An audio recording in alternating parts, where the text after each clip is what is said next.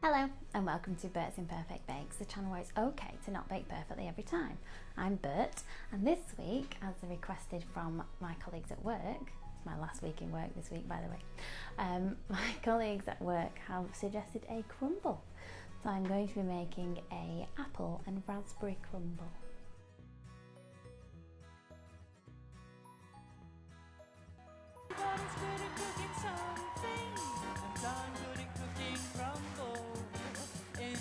I've got one in the oven. Would you like some?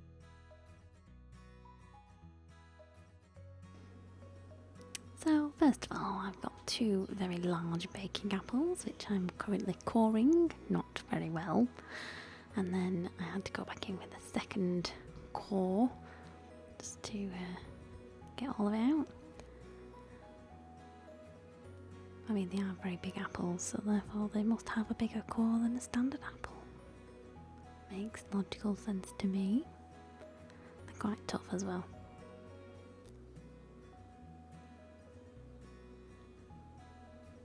That one was alright. And then once they're cored, I have to peel them. You know, peeling an apple is actually quite hard because of the smooth outer skin. It's much easier to peel potatoes. But anyway, we're not making a potato crumble, we're making an apple crumble, although there's an idea, a potato crumble. Anyway, peel your apples and then chop them into quarters. I'm just getting off any excess core there. And then chop them again just into, not cubes, but cube-like chunks. Shove them in your pan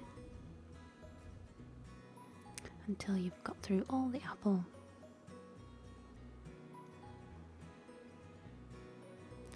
See how brown the core went instantly after it came out. Pop those in there. And the final half. And almost there.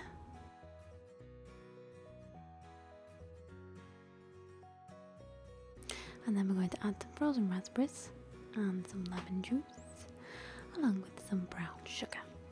Pop that all in there and add a splash of water, pop it on the hob and heat so it bubbles away and the liquid evaporates by about half. I forgot to add the cinnamon, so I quickly added that.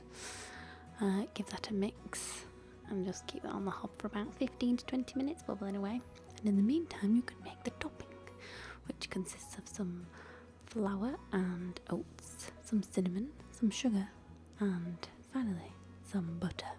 But first of all, mix all the dry ingredients together, get them all incorporated nicely. Throw your butter in, and then it's a good idea to remove any jewellery at this point and get your hands in there and give it a good mix.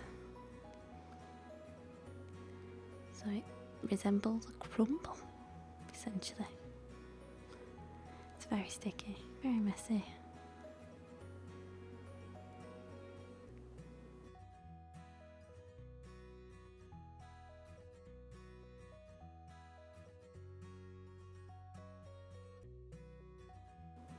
Once you finish crumbling, give your hands a good wash.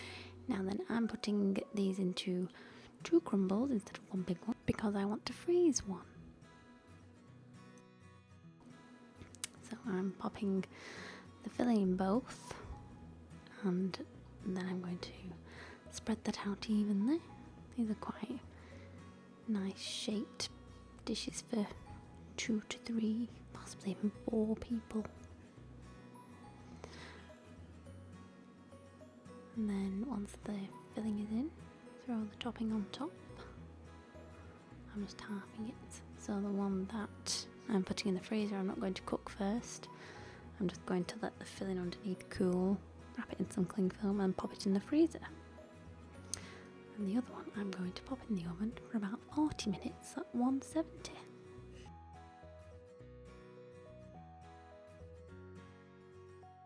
So here's our delightful looking crumble. It's nice and brown on top. It's been in the oven for about 40 minutes and it's good enough to handle now. Now, in terms of topping on a crumble, the traditional is obviously custard. However, we're going to settle for ice cream. You could have cream, just plain cream, or syrup or sauce or whatever you fancy.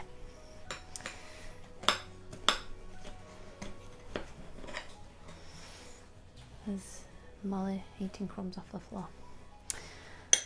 Nice dollop. I mean, we'll only have a little bit because eating crumble is not going to keep my 2 stone off, is it? Little sample will be fine.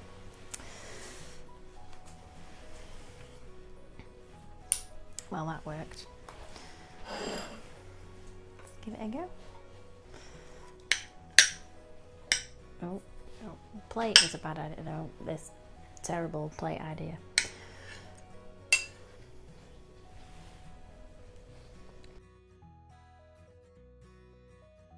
Ice cream is cold.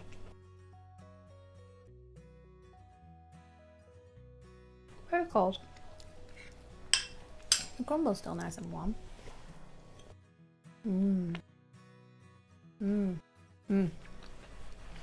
See you later. So, if you like this episode, don't forget to like and subscribe and hit the bell icon. And if you have any suggestions for anything you might like me to make in the next episode, please put them in the comments below. Thanks for watching. See you next time.